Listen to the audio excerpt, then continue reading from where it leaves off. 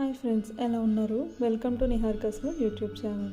చాలా ఈజీగా టేస్టీగా టమాటో రైస్ ఎలా చేసుకోవాలో చూసేద్దాం రండి.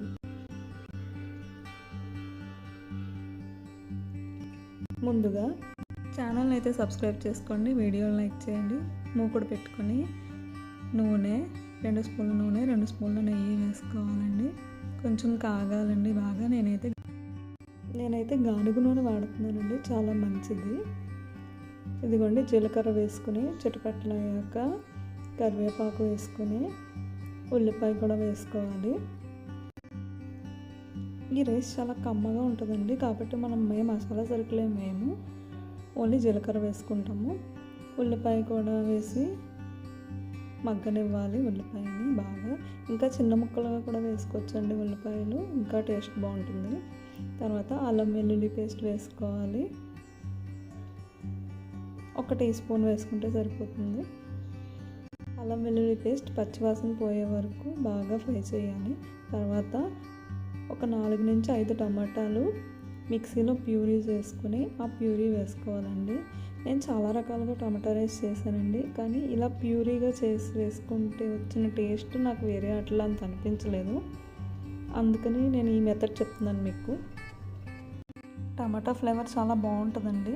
ఒకసారి కలుపుకున్నాక ఉప్పు తగినంత, పసుపు, కారము, ధనియాల పొడి, గరం మసాలా వేసుకొని ఈ ప్యూరీకి బాగా పట్టాలండి. అదంతా మూత పెట్టుకొని ఒక 5 నిమిషాలు ఇలా బుడగలు వచ్చేదాకా బాగా ఉడికించుకోవాలి.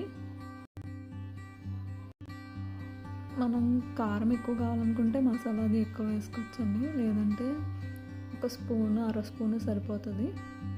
ఇదంతా బాగా మగ్గనివ్వాలి మనము. మగ్గిన తర్వాత ఎర్రగా వస్తుందండి. ఇదిగోండి, చూస్తున్నారు కదా. ఇలా బాగా కలుపుకొని మూత పెట్టి బాగా మగ్గనివ్వాలండి. ఇలాగా ప్యూరీ లాగా పెడితే టమాటా రైస్కి ఫ్లేవర్ చాలా బాగా వస్తుందండి. చూసారు కదా ఎంత ఎర్రగా అయిందో. ఇప్పుడు నేను ఆల్రెడీ ముందుగానే అన్నం వండి పెట్టుకున్నానండి. 1 గ్లాస్ బాస్మతి రైస్కి 1.25 గ్లాస్ వాటర్ పోసుకొని ఉప్పు నూనె వేసుకొని హై ఫ్లేమ్లో 5 విజిల్స్ రానిచ్చానండి. ఇదిగోండి, చాలా బాగుంది. అన్నం పొడిగా వచ్చింది. అన్నం అంతా వేసుకొని కలుపుకొని ఒకసారి ఉప్పు అది చూసుకొని 5 నిమిషాలు అలా మూత పెట్టేసి మగ్గనివ్వాలండి. 5 నిమిషాల తర్వాత తీసి మనం ఒకసారి కలుపుకోవాలి. బాగా కలుపుకోవాలండి మనము ఫుల్గా. మొత్తం అంతా అన్నానికి పట్టాలి ప్యూరీ అంతా. ఎన్ని ఎక్కువ టమాటాలు వేసుకుంటే మనకి ప్యూరీ అంత ఎక్కువ వస్తుంది, అన్నానికి అంత బాగా పడుతుంది. లాస్ట్లో కొత్తిమీరతో గార్నిష్ చేసుకోవాలండి.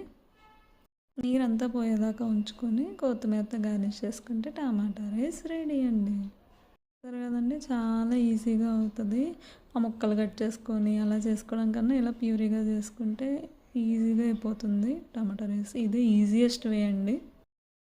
టేస్ట్ కూడా చాలా కమ్మగా ఉంటుంది. మనం ఇలా కలిపేసుకొని స్టవ్ ఆఫ్ చేసేసుకుంటే సరిపోతుందండి. బాగా కలిపేసుకుని ఒకసారి స్టవ్ ఆఫ్ చేసేసుకుంటే సరిపోతుంది. ఈ టమాటా రైస్ని రైతాతో తింటే చాలా బాగుంటుందండి, కమ్మగా ఉంటుంది. రైతాలో కొంచెం సాల్ట్, పెప్పర్, ఆనియన్, కొత్తిమీర వేసుకుంటాం కదా, అంతేనండి. చాలా బాగుంటుంది. చాలా టేస్టీగా, యమ్మీగా, ఈజీగా, కష్టపడకుండా చేసుకోవచ్చండి టమాటా రైస్. వెజ్ తినేవాళ్ళైనా నాన్ వెజ్ తినేవాళ్ళైనా ఎవరికైనా కమ్మగా తినాలనుకుంటే ఇలాగా టమాటా రైస్ చేసుకుంటే సరిపోతుందండి. ఈజీగా రైతాతో తింటే యమ్మీగా ఉంటుందండి. అదండి ఇవాళ వీడియో.